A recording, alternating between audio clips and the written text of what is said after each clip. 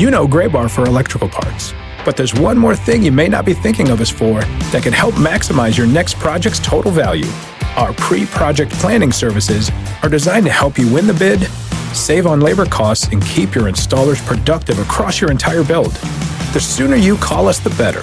Because when we're there from the beginning, we can anticipate your needs and help you solve problems before they become problems. Yep, Gray Bar does that.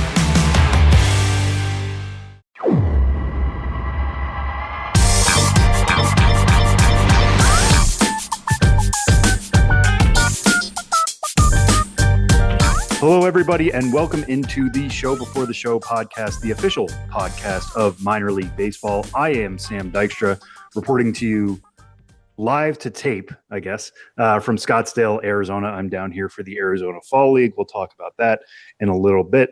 But first, as always, we're going to open up this week's show with Benjamin Hill for Ben's Biz Banter, brought to you by Circle K, the official convenience store of Minor League Baseball. First off, Ben, how are you doing?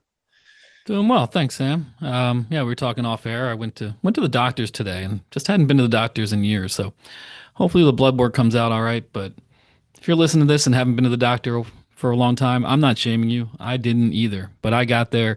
And if you're able to get there too, maybe this will inspire one person to get to the doctor, because it's a stereotype, but it's true.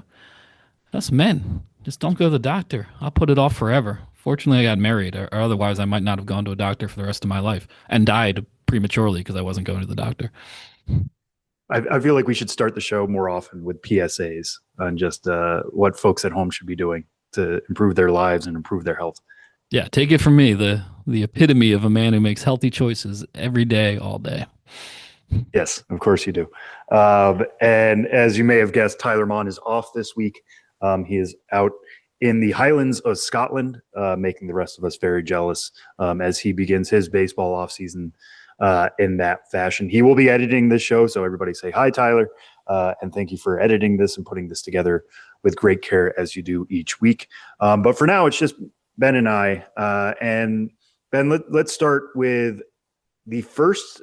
I think it's the first. You said it's the first, so you're the authority on this. The first alternate identity that's been revealed. We've had new identities come out, obviously, new main identities, but this is an alternate identity we can expect for 2026 that is already on our plate, and it's a hot one, and that's the best pun I could come up with on the fly about this.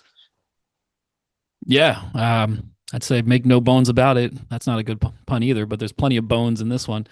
It's a good one to release in October because it's got a spooky element, and I do believe this is the first alternate identity released in the 25-26 offseason, although I always could be wrong. You're right, Sam. We have the Ontario Tower Buzzers, a whole new team that had their primary identity released. We already knew about the Wilson Warbirds, another new team primary identity debuting in 2026, but it's going to be a deluge through the coming months of new alternate identities. So without further ado, the one we're talking about here are the Winston-Salem Dash, who now have added another alternate identity to their stable, their ever-growing stable of alternate identities, and it is the Carolina Reapers.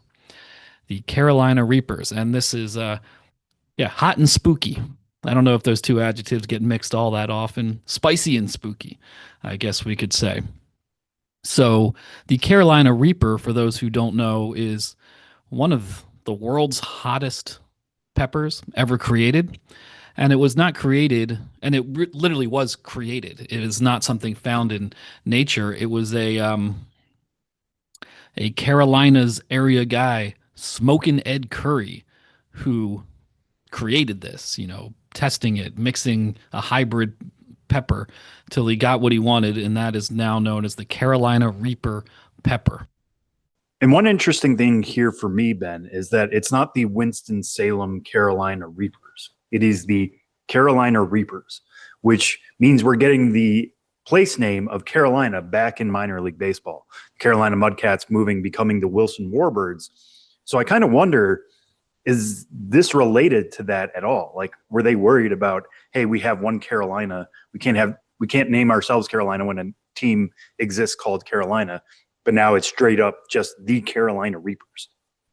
Yeah, I hadn't considered the Mudcats connection, or now that the Carolina Mudcats are no longer, they have, of course, become the aforementioned Wilson Warbirds.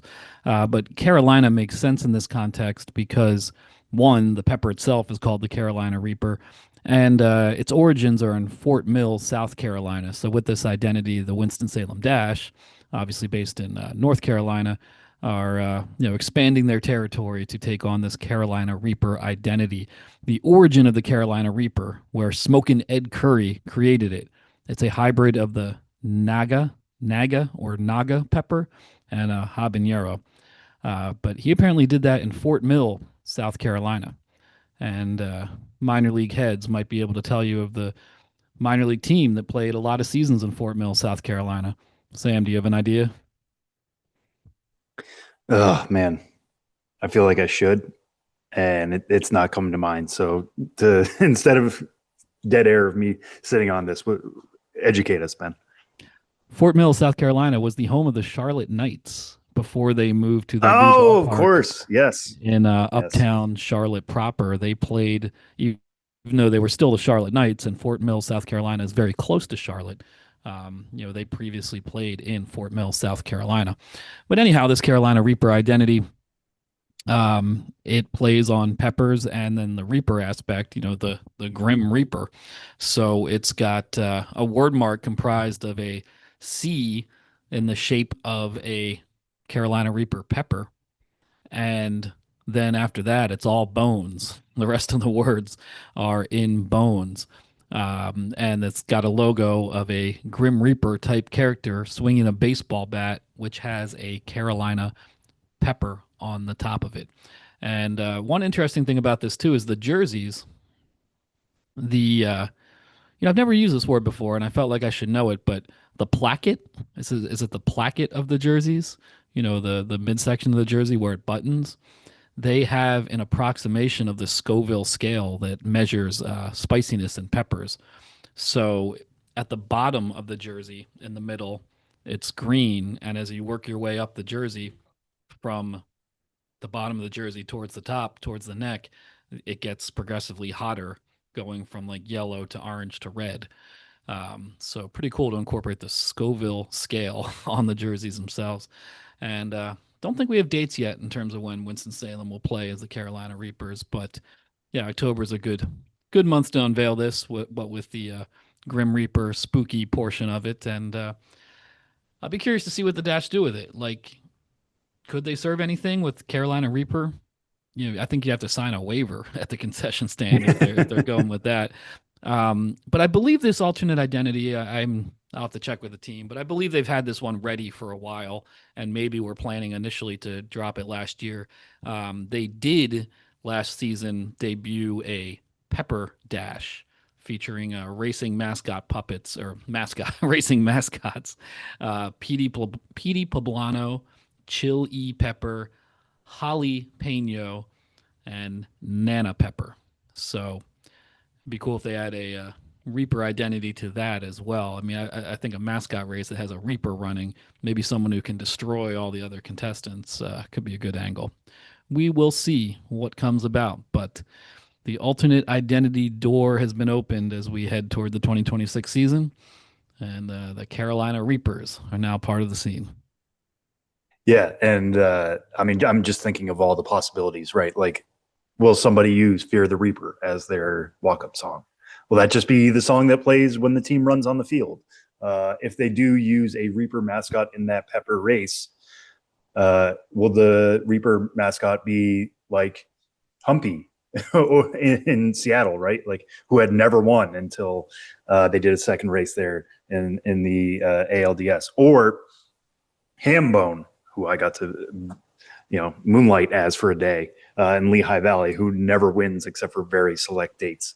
So it'd be very fun to include the Reaper moving forward in this race. I just hope, I don't know what it means if the Reaper wins. I don't know what that means for society. I don't know what that means for Winston-Salem, but obviously they've been very creative with this identity to this point. So I'm sure there will just be more avenues for creativity moving forward with this. Ben, let's move on now to something that's kind of becoming a recurring feature on this show the last few weeks. It's us saying goodbye to a manager who's been in the minor leagues for a very long time. I guess we're kind of in that time of the year, right, where teams are making plans for 2026 for their coaching staffs, for their player development staffs across the board. And in some cases, like a Brian Snicker, he's announcing that he retired from the major league staff, but he had a long minor league career to look back on. So as teams are making decisions about their next upcoming season, they're making coaching decisions, or coaches are making decisions about their own futures. And this week we heard that Mike Jirschele, longtime manager of the Omaha Storm Chasers and many iterations of that name previously, is retiring and will not be coming back. This was his age 66 season with the Storm Chasers. But what can you tell us about Jirschele's career? Yeah, from a minor league angle, it's pretty interesting. I mean, this is a guy, we are saying goodbye to good amount of lifers in minor league baseball this season and or this offseason. And Jirsch, as he was almost always referred to, because I guess his name, at first glance, it is hard to pronounce. I almost wanted to say Jirschele when we started this segment, but Jirsch. He was involved with professional baseball for almost the last 50 years. He was a player, like an infielder, from 1977 to 1990. Played at AAA in a bunch of seasons, but never made the majors. Went into his age 31 season, I believe, as a player before hanging it up after a long minor league career. Most of that was at the Rangers, but he did end 88, 89, 90 within the Kansas City Royals organization, including playing for the Omaha Royals a couple seasons there in the late 80s. And soon after he retired, he became a manager starting in 1992 in the Royals organization, and there he remained. And all of his managing, he did some coaching at the minor league level with other teams in the Royals organization. And of course, he spent some time with the Kansas City Royals themselves, including as their third base coach. But all his seasons as a minor league manager were with Omaha outside of that very first season. I think he did actually start. Yeah. 92 Gulf Coast League, 93 Rockford, 94 Wilmington. And then for the rest of his minor league managerial career, all Omaha in 3 separate stints. And each of those stints with Omaha, who were always a AAA team, was in a different AAA league. From 95 to 97 in the American Association, from 2003 to 2013 in the Pacific Coast League, and finally the last 3 seasons, 23, 24, 25, in the International League. So he managed the Omaha's AAA team, AAA affiliate of the Royals, 3 stints, 17 seasons in total, over a period of 30 years. So he just kept coming back, franchise mainstay. Even when he'd leave, he'd come back. And I thought the fact that he did it for 3 different leagues is interesting. And that very first season he managed in Omaha in 1995, that was coming off the strike, or with the strike maybe still going on in spring training. So in his first season as a manager, he had some replacement players on the team, and all the turmoil surrounding that in the wake of the strike. So he got thrown into the fire as a AAA manager, navigating that situation, which must have been tough. And stuck around, and all the way through his age 66 season, all the way through this last season with Omaha. They didn't have a great season this year, but last year in 2024, they won the Pacific Coast League and I believe lost in the AAA championship game. So he did get a late career championship in Omaha, but he was really well known in Omaha. I can't remember the specifics, but I remember them having concession specials named after him and various promotions and recognitions through the years. A guy who kind of became synonymous over 3 decades with Omaha AAA baseball. Yeah, and there's, some other things that people might remember about him, specifically as his time as a third base coach for the Kansas City Royals. There's the time that he sent Lorenzo Cain home in Game 6 of the 2015 American League Championship Series, and also the time that he held Alex Gordon at third base in Game 7 of the 2014 World Series. The Royals end up losing that game 3-2 to the Giants. But I know that's a decision that he's continued to stick by. Andy Rogers did a great story on The life and times and career of Mike Jirschele: 48 years in professional baseball, 34 of those as a coach in the Royals organization before retiring. There's some quotes in here from Jirsch himself saying, quote, "I would say 48 years in baseball sort of helped make my decision," he said, laughing. "It gets to a point where my grandkids are starting to grow up. They're in sports, and I'm missing a lot of that, just like I did with my kids. I do think it's the right time, traveling and living in hotels. I've done it for so long. I think I can retire, move on, and watch the grandkids play." There is a note in here that a lot of his grandkids live near his hometown of Clintonville, Wisconsin. He has 10 grandchildren, so there won't be too many trips to go see that, or it won't be long trips anyway. Certainly not by international league standards to go see those folks. And then GM JJ Piccolo adding a quote here as well: "Jirsch is a Royals legend. He's done so many things within the organization. What stands out is his ability to connect with people.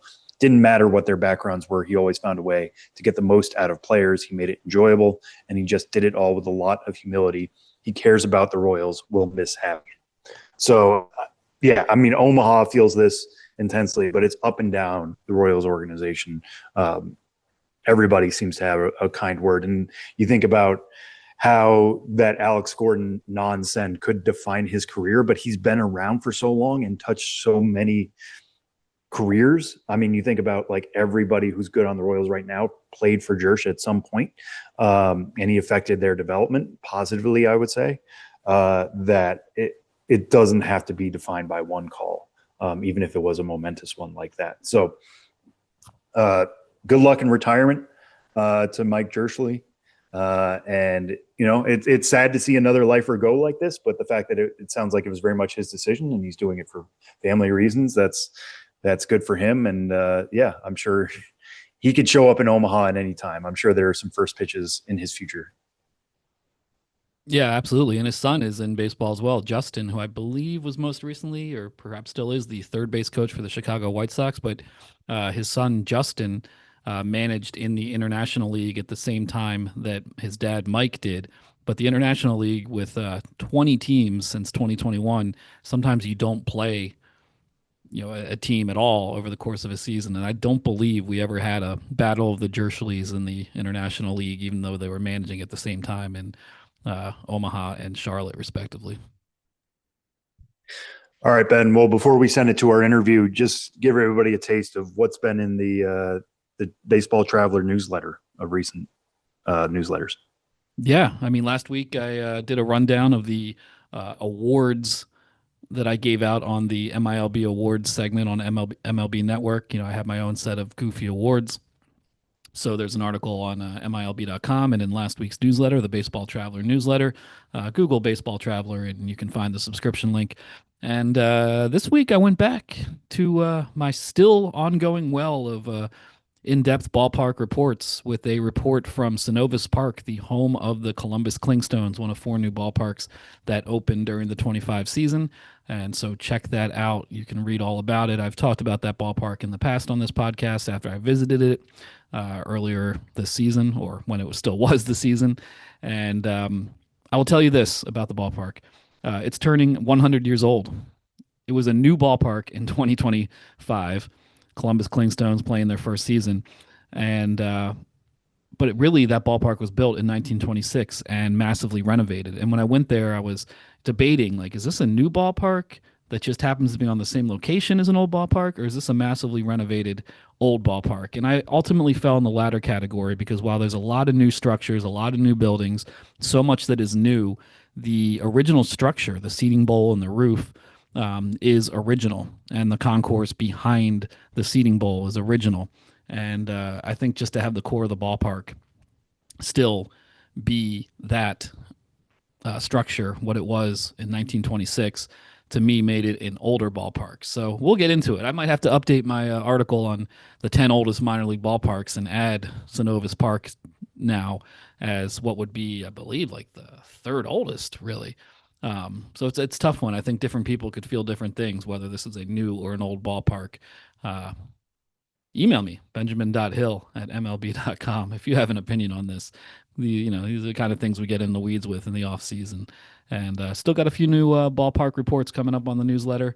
And eventually I will finally put a bow on the entirety of the 25 season, but not yet. If there ever was a time to dive into the Ship of Theseus paradox in minor league baseball, I think that's the perfect stadium in which to do it.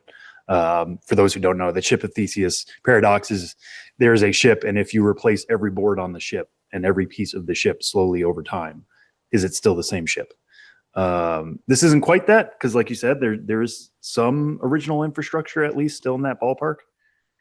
But yeah, I think this is the this is the time we could have a philosophical debate about a minor league ballpark. I think I come down on the same side as you. If there is that infrastructure originally from the 20s, let's keep it and say that we still have an old stadium. Celebrate the new, but also take the opportunity to celebrate the old. All right, Ben. Well, last week we had a couple interviews from your time at the Business Summit in Indianapolis. We have another one this week, which comes from Sacramento, which, as many people know, Sacramento, it was a fascinating year for the River Cats, with the Athletics moving in, sharing it as a major league ballpark, but also the AAA team still being there. And the River Cats came away with an award at the Business Summit. What can you tell us about that as you preview our interview for this week? Yeah, Chip Maxson, the president, chief operating officer of the Sacramento River Cats, the AAA affiliate of the Giants, obviously just was at the helm for a season like no other, except now that it'll have a fairly similar season in 26 and 27, in which he's running a minor league franchise, sharing the ballpark with a major league team, and all the endless logistics that entails.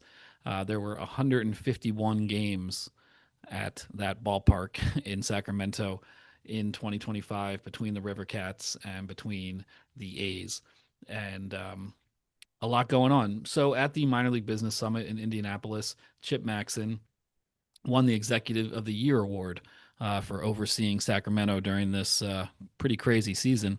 And when he came up to accept the award and give a little speech, he got visibly choked up and had to stop a few times and hold back tears. And his wife came on the stage and he hugged her, and he has 2 kids under 2, and he kind of spoke a little bit about what a difficult year it was, because not only navigating a very challenging situation in his professional life, he was immersed in family life at the same time, and I think was just overcome with emotions and gratitude towards his wife and family for having made it through such a season. And afterwards, I was like, yeah, I should really talk to Chip about all this, because he's got an interesting story, and it's been something we haven't covered a ton from the Sacramento perspective about how this season went down. So that's why I talked to Chip Maxson, Executive of the Year for the Sacramento River Cats, talking about a very unique 2025 season.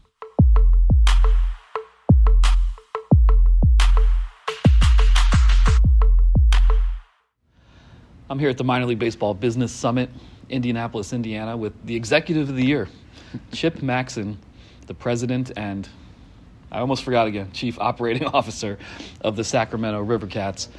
And if you follow baseball at all, you know that this was a season unlike any other in baseball history almost. Mm-hmm. Yeah. You had, between the Sacramento River Cats and AAA, Giants affiliate, and the A's, 151 games on the schedule? Yeah, we had 150 AAA and Major League games, plus we hosted the Giants for an exhibition game to start the year. I mean, why not add one more baseball game, right? So Exactly. Yes, 151 total. All right, so that's a massive undertaking, and I'm sure we could talk for hours about everything that went, but just to get the timeline straight here, about when, from your perspective as an operator, did it become clear this is going to happen? Yeah, Ben, I think back, I think it was June of 23. We're sitting down talking, and I get the question, do you think we could host the Athletics? And again, in full ignorance, I just blurted out, of course. It's baseball. It's what we do. We can do this.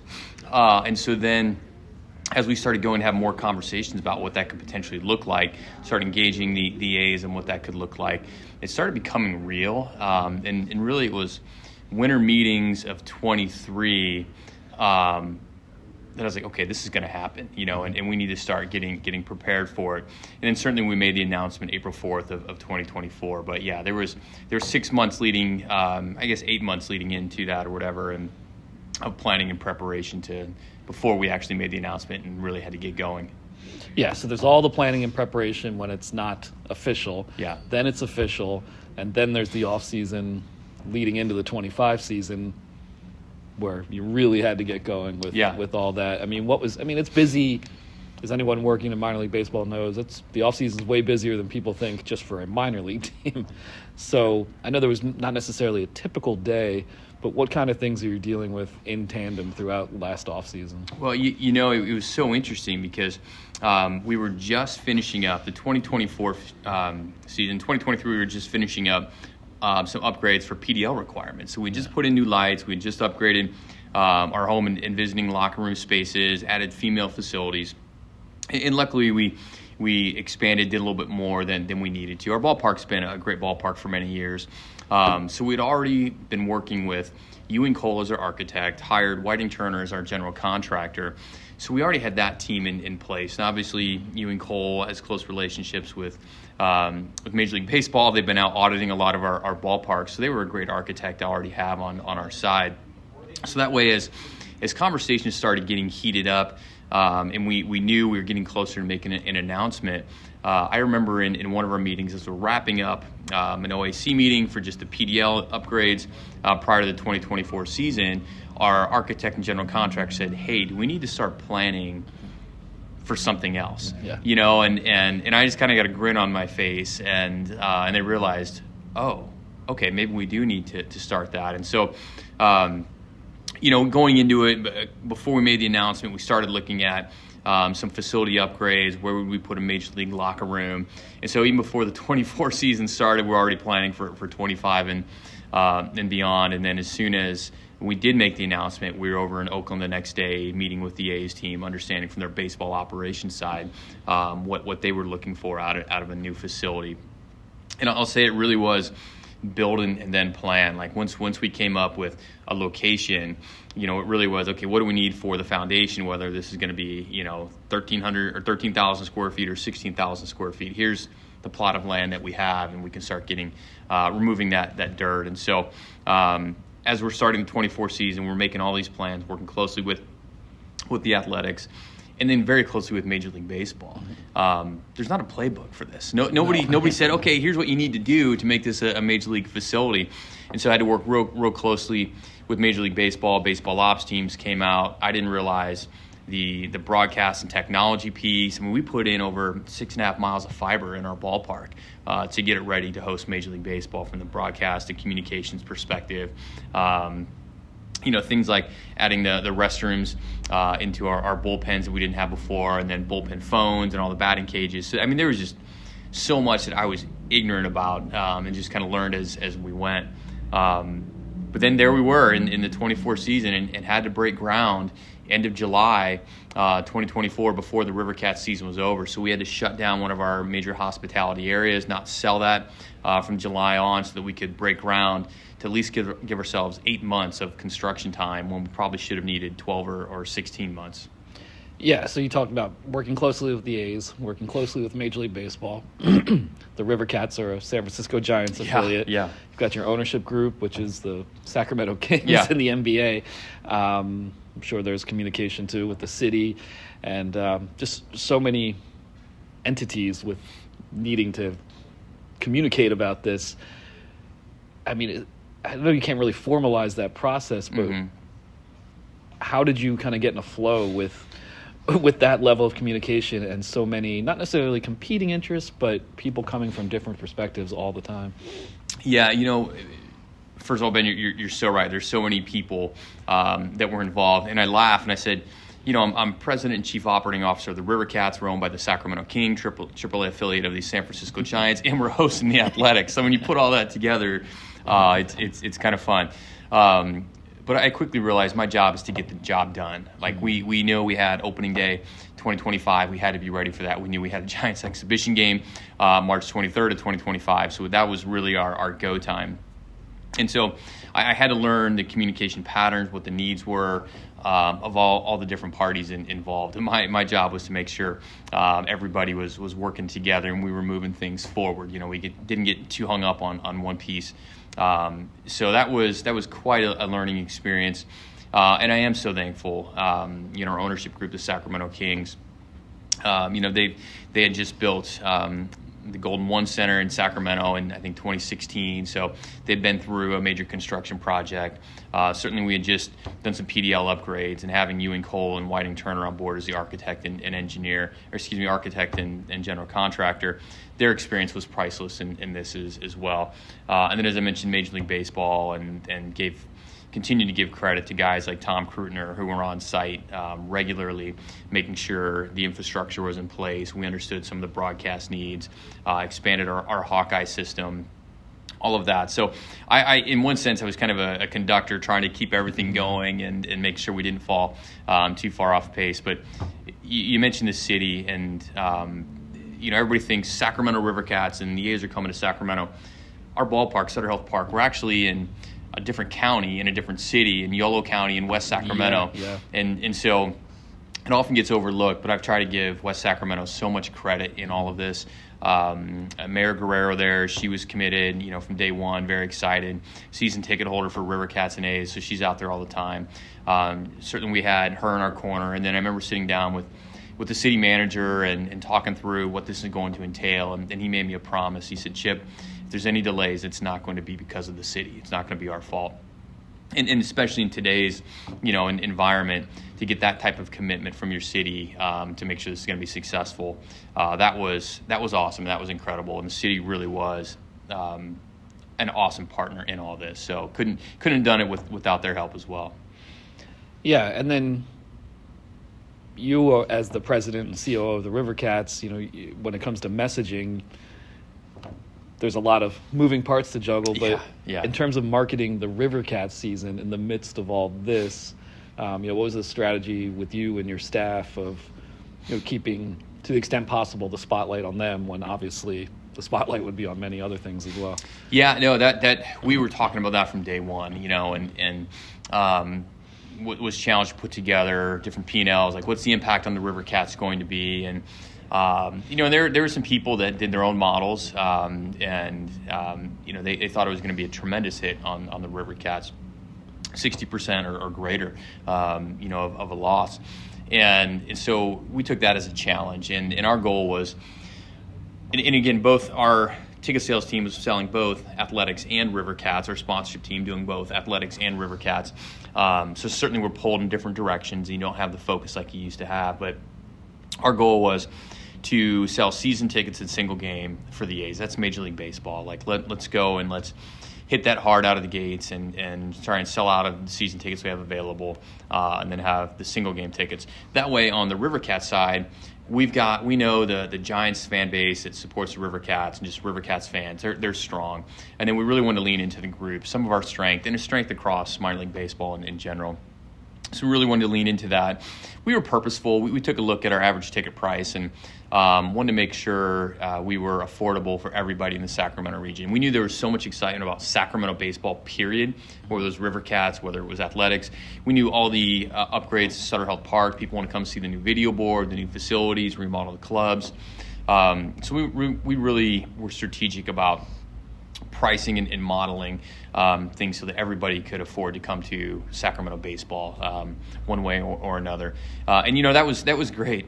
It was from a business side, we came out of the gates hot. Rivercats were actually up in ticket sales and in turnstile through the first half of the year. And things cooled off a little bit in the second half, but it was interesting to see, it was really after we got beyond like the 80-game mark when a traditional major minor league season would be done now. And here we are with 70 more games to go, and so it was interesting and unique and challenging, and really our senior director of marketing, Sarah Hebel, rallied her team, and it's like, hey, what do we need to do to be even more innovative and creative in our approach? So really proud of how they went after the market. They wanted to make sure we're Sacramento's team. The A's are here, but we're still Sacramento's team. We want to reflect that. We still want to be committed to our community.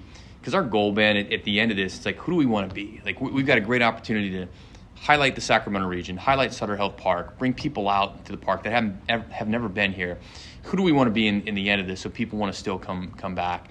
And so as we thought about that, we want to be a great friend of the community. We want to be Sacramento's team. And so what does that look like? Let's start doing that today. And Sarah and her team, they brought that vision to life in an awesome way.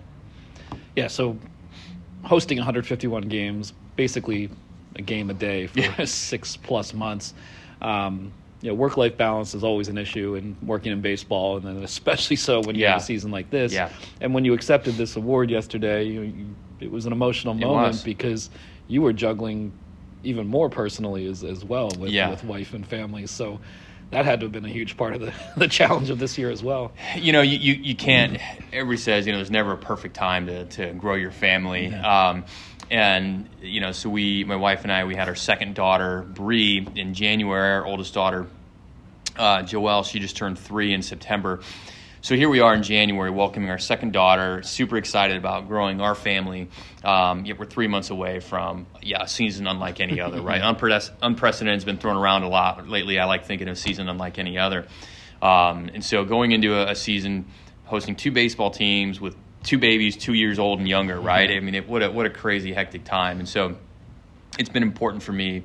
And people have asked me about this honor, Executive of the Year. I'm like, look, number one, it's a family and it's a team recognition. It's not one individual. Anybody that wins this award will acknowledge that. And so I want to thank my wife first, just for all of her support. And when I thought back, you're right, Ben, when she walked up on stage, number one, it's always the emotion that hits you when you're walking up there and you're thinking about all the people that have made this possible.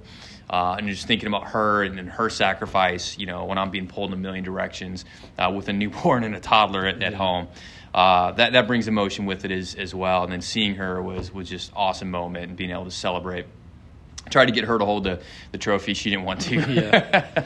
But that was great. And I'll add on to that story a little bit. Like, I give her so much credit for prioritizing family, where she, between naps and bottles, she got her girls ready, would bring them out to the ballpark at least a few times a month to make sure they could be there and they could have daddy time. And sometimes they may not show up till the 8th inning, but it was great, because then, JoJo, my oldest, she'd go down, think she'd own the field, run around, on the field while the groundskeepers are trying to get it up after the game, clean it up, or we go out to the park and just have some family time together. So it was Allison's commitment.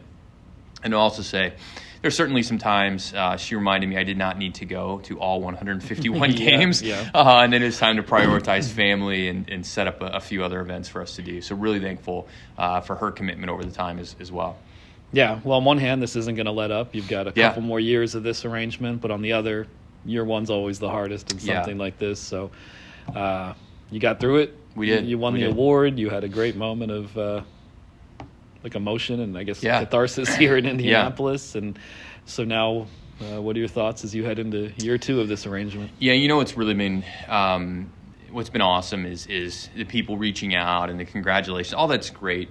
But what's been special is there's several people who have been leaders within the River Cats organization and didn't finish the season with us, took other jobs, moved on for one reason or another, but they still have been family. And when I think about all the work they did and their leadership to help get us up and running, I'm thinking of folks, Brittany, Justice, Greg, a few others, to get messages from them as well. I want to make sure they understood they're a part of this. Couldn't have done it without them. And so you're right. You get all that leading into year one. You get transitions, some staff changes, then you're putting your team back together, and that's what's so important for us as we head into years 2 and year 3 is getting a great team in place, continuing to focus on our culture, and part of that is making sure people get rest and downtime, and so that's we're excited about what we've learned, how we can put this together, continue to be successful years 2 or 3, and making sure people, not just myself but other people in the organization, can make sure they prioritize their families too. We all know how important that is for all of us. Yeah, absolutely. Well, you're the Executive of the Year, and congratulations on that. Thank you. Well-deserved, and appreciate you taking the time to speak with me. Yeah, thank you.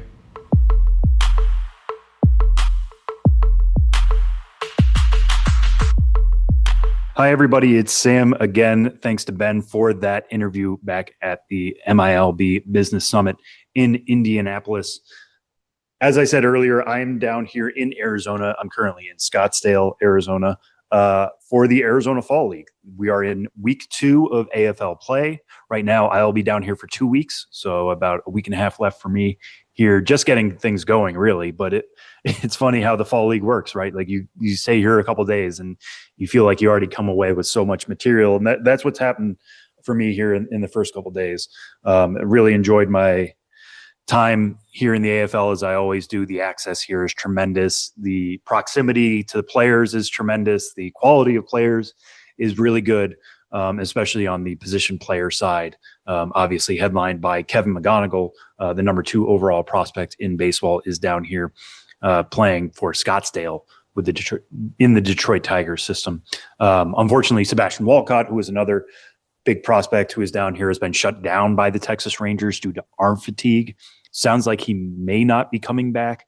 I think things are a little iffy on that front, but they were going to shut him down for a few weeks, and this is only a 6-week league, so we'll see how things go there. He only got in 1 game, so it'd be unfortunate if we don't get Sebastian Walcott. Doesn't sound like I will get Sebastian Walcott during my time here, but that is not to say that there are still not other really, really good talents down here in the AFL. So let's run down a few of the standouts to this point.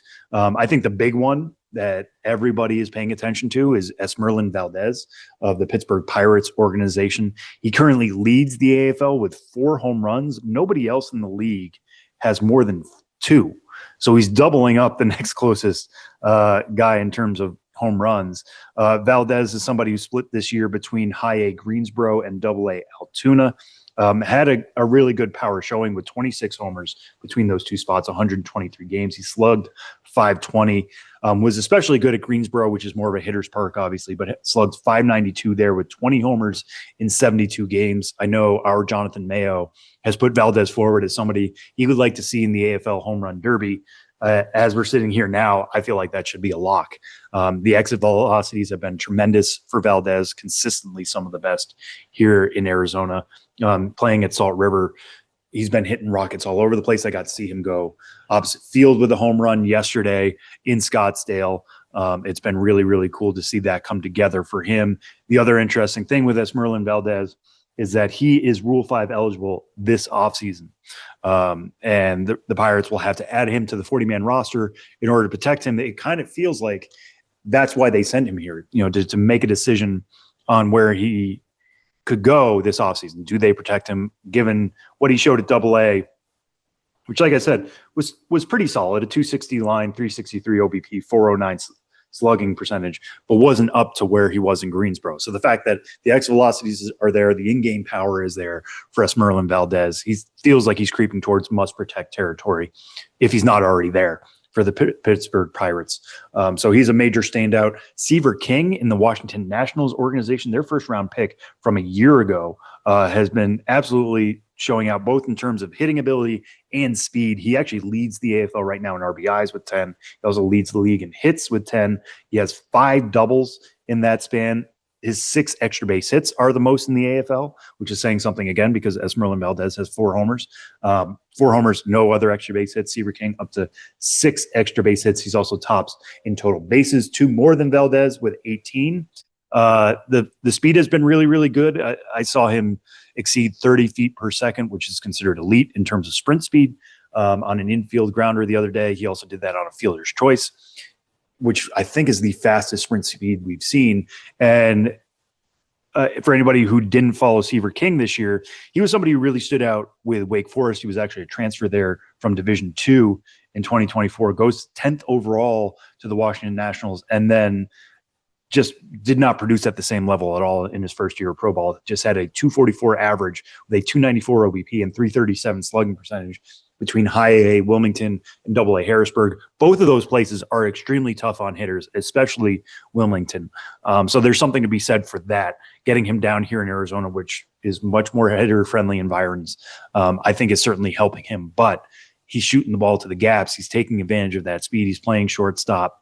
For people who kind of chalked this up to a first full season that was difficult for him, I think he's turning things around very quickly and showing that he can still be at least an average bat, if not an above average hit tool. The power may not ever get there. He had 6 homers this year. He might be somebody who scratches out 10, 12 homers at the major league level. But if he's going to be spraying the ball to the gaps like he's doing right now and taking advantage of those wheels, that can still be a really good player for the Washington Nationals, who obviously are in an interesting spot right now with some front office turnover. They're about to have some player development turnover.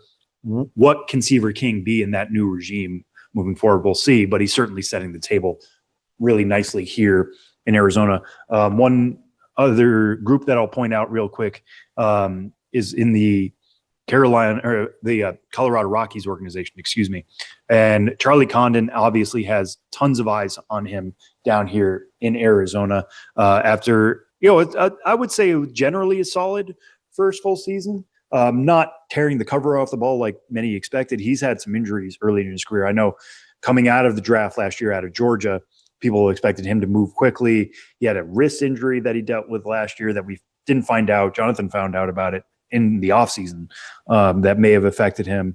Didn't have that level of consistency, although he went through some extremely hot stretches this year between high A Spokane and double A Hartford. Now moved to the fall league. Got off to a little bit of a rough start, but really turned things around on Wednesday, in which he had his first 2 extra base hits. The first one was a triple that went deep to center field. Scottsdale Stadium is 430 to straightaway center. So sometimes balls go to die out there, but he still was able to scratch out a triple. A lot of people in the stadium thought he should have gone for the inside the park home run. He was actually trailing his teammate Jared Thomas right on his heels, who was trying to tag up in case the ball was caught, but he was right on his heels. They almost crossed paths at one point, which would have been unfortunate, but Charlie Condon gets a triple to open things up in terms of his extra base account here in the AFL, and then hits a go-ahead grand slam for Salt River in the 9th inning. The exit velocity on that exceeded 110 miles an hour. It was an absolute bomb to left field onto the berm. So he turned things around pretty quickly yesterday. He's 5 for 21 now with the homer and the triple. 3 strikeouts, 1 walk. Talking to him after the game, he said he thought he was hitting balls hard. He wasn't exactly worried about the early results. He thought it was a matter of time until he really ran into one. And that's what he did twice yesterday. So we might be seeing some very big things from Charlie Condon moving forward. But he wasn't the only Rocky to hit a grand slam in that game. Jared Thomas, who I mentioned earlier there, another 2024 pick, also hit a grand slam. He's somebody who had a really solid first full season, the 2024 second rounder, batted 300, 398, 452 between Spokane and Hartford. Again, it's somebody else who the results dropped significantly when he got to the double A level. He hit 330 at Spokane. He had a 495 slug. That was down to 245 and 374 with Hartford. Speaking to both of those guys, I think they had an eye-opening experience in Hartford. But one thing that stood out to me speaking to them is that they consider themselves each other's hitting coaches. It sounds like they're roommates together. They have an Airbnb down here. They're always talking hitting. They're always talking about, what are you seeing out of me? What is working for you? How can we borrow from each other and see what's working? When you both hit grand slams, I imagine that's a pretty good time to head back to the apartment and realize, all right, we seem locked in right now. How can we carry this forward? So positives out of the Colorado Rockies, kind of similar situation, right, to the Washington Nationals. The Rockies are going to have a new front office this offseason. They're still going through that hiring process. What is that going to mean developmentally for Charlie Condon and Jared Thomas? We're not going to know until they actually hire somebody. The Nationals have done that. We have an idea. Paul Tavoni has talked about turning them into a development monster. I'm sure whoever the Rockies hire to bring in, and it's an external person, right, that they're going to do that with, wants to do something similar in Denver. We won't know the specifics of that and that person's success rate until that hire happens. So certainly good things happening this week for Charlie Condon and Jared Thomas, but keep an eye on both of those guys as they work deeper into the AFL. And especially considering, like I said earlier, this is their first full season. They were 2024 draft picks. It's already a long summer, tacking on 6 weeks of extra baseball. I'm sure they love to play it. Fatigue could definitely be an issue for them, but when you're hitting 110 mile an hour bombs to left field like Charlie Condon did, everything seems to be working all right. Everything seems to be clicking into place. So fun one for the Colorado Rockies. Hopefully, as Tyler is editing this, he can kind of smirk at that and take some solace in that, as you know, a fascinating time in Rockies history with this hire that they're going through right now for the top of their baseball operations. So those are some standouts from the fall league. to this point. I have a fun story I will preview here real quick on Kenny Serwa, who's a Detroit Tigers right-handed pitching prospect. You might know him from last offseason, in which he threw an 88-mile-an-hour knuckleball that helped get him signed by the Tigers out of independent ball. It kind of went viral there. It was the fastest knuckleball ever recorded. He hasn't thrown that in front of StatCast yet. I had talked to him about that. Are you still throwing 88-mile-an-hour knuckleballs? He said no. The Tigers have kind of worked with him to say, okay, that's cool. Let's reel it in. Let's make sure you're throwing in the strike zone. Make sure you're actually, within yourself. But he's not somebody who only throws the knuckleball. He's also got like an 89 to 91 mile an hour fastball. He's got a spike curveball that he throws as well. So there's multiple looks he can give batters. And on top of the knuckleball, he's got a faster one and he's got a slower one, which is called Yoshi, which comes from a Mario baseball game in which Yoshi has this pitch that dances all over the place. It's a slower version of the knuckleball. The grip doesn't change at all, but the effort level does. And by slowing it down, it allows it to dance a little bit more. It allows him to change speeds. So batters can't sit in the 80s on the knuckler. They have to be aware that a slower version could be coming. It's a good way of keeping batters on their toes. Didn't have great strikeout numbers this year between high A and double A, but did get a lot of softer contact in what was a solid first full year for Kenny Serwa. And now he gets to show it off in the AFL. Had a rough first inning in his debut, but came back with 2 zeros in the second and the third to show some nice adjustability, which you would think would be difficult to do for the knuckleball. It's not like you can, change it up a little bit. You're kind of, once you release it, you're at the whim of how it wants to dance. So I talked to him about that. Look for that story to come on MLB.com/pipeline and also the Tigers homepage at some point. I'm still in the process of working on that, and we've got some really cool slow-mo video of that that'll be on the site as well. So tons more AFL coverage to come from me and the rest of the MLB Pipeline team. Jesse Borick has been down here. He will be down here. He lives in Arizona. He'll be here all 6 weeks. Jim Callis was here for week 1, as was Kelsey Hennigan, and Jonathan May will pick up for me when I leave here in a week and a half. But we're covering this thing wall to wall as we do every fall. It's one of the best times of the year for us in terms of prospect coverage and getting to know these guys and getting close to these guys. So check that out at MLB.com/pipeline and MILB.com for more Arizona Fall League coverage. That does it for this section. I will be back with Ben. We'll play Name That Dude on the other side of the break. Catch you then.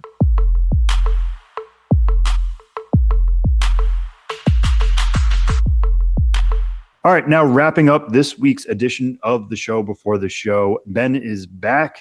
Ben, we are going to do a version of Name That Dude this week. Normally we keep this for when there's 3 of us, but we figure, it's the off season for minor league baseball. Let's have some fun to close out the show this week.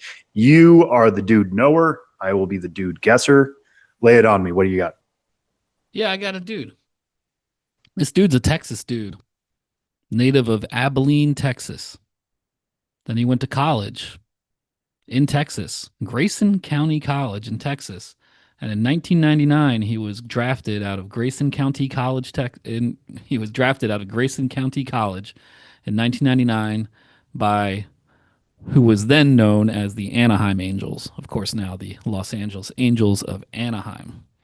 So he starts his career in that 1999 season playing for the Boise Hawks in the Northwest League. 2000, he splits time between Lake Elsinore, the Storm, in the California League, Cedar Rapids, the Colonels in the Midwest League, and finally Erie, who I do not remember being an Angels affiliate, but they were in the year 2000. The Erie Seawolves in the Double-A Eastern League.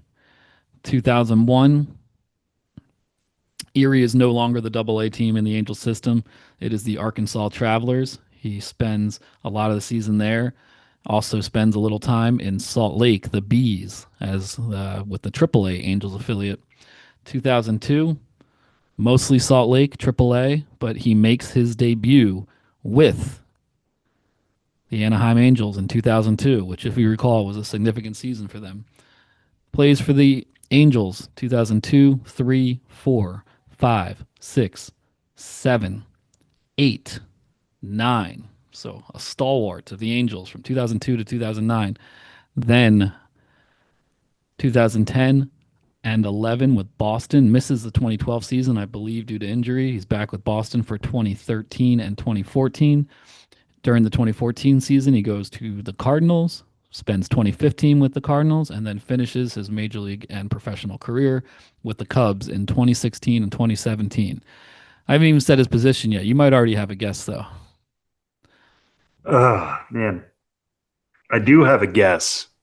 I think you'll get it if I give you the position. Can I just say Mike Napoli? Incorrect. Good guess. Good guess. But this guy's a pitcher. Texas dude, a pitcher who debuted. Oh, John Lackey. There you go. There you go. Oh, man. Because I kept thinking Napoli, I have a reminder of him being with the Rangers, which might also not be correct. But anyways, yes, no, John Lackey, for sure. Yeah, I can't remember what I was looking up earlier, but I stumbled upon John Lackey earlier this week when I was looking up something else, and I was just thinking, like, whoa, that 2002 season, he spends most of it with AAA Salt Lake Bees. Makes his major league debut, I believe, in like late June, so maybe not most in Salt Lake. So he splits the season. Makes his debut in late June, and then at the end of that season that he started in the minor leagues, he's not only pitching in the postseason, he is starting and winning Game 7 of the World Series in his rookie year in which he started in the minor leagues. So those kind of stories are always interesting, how far a player can go in one season. And John Lackey really did that year, making his major league debut in the same season in which he won Game 7 of the World Series, and then went on to have a very good career. 188 and 147 lifetime win-loss record, 3.92 ERA. I mean, a workhorse. He pitched in 448 games, started 446 of them, logged almost 3,000 innings pitched in the major leagues, and a real competitive guy. That's what everyone said about John Lackey. He's a bulldog. True. It's true. John Lackey, if you were growing up in New England in, early 2010s, late 2000s, John was not happy with his defenders. Boy, did you know it. Any error that happened behind him, he wore his disgust on his face. And I think that comes from a place of caring. That comes from a place of wanting your team to do well, and especially knowing as a pitcher that sometimes everything's not in your control. But man, could you always tell exactly how that man felt on the mound. I think there's always been a GIF going around, right, of John Lackey reactions. I think that was a thing in early Twitter days of just seeing the disgust on John Lackey's face. And just to circle back to what I was saying about Mike Napoli, yes, he did play for the Rangers. I think what tripped me up was when you said Cubs, and I'm like, well, Mike Napoli was with the Cubs. He was with the Cubs as a coach. I'm like, I can picture Mike Napoli in a Cubs jersey. And it's like, yeah, he was there as a coach. He was not there as a player. So, I mean, yes, former Angel, former Red Sox, a lot of reasons why those two overlapped. But no, John Lackey should have been my first guess. A little embarrassed I wasn't. Good dude this week, Ben. Thank you for that. We will be back next week with more chat. I'll still be here in the Arizona Fall League. So I have more stories to talk about from down here in the Valley of the Sun. Ben, we'll see what more identities potentially come out in the next week, but I'm sure there's always something to talk about in minor league baseball. Thank you to everybody out there for listening. Thank you to Tyler for producing this episode. We'll catch you next week on the show before the show.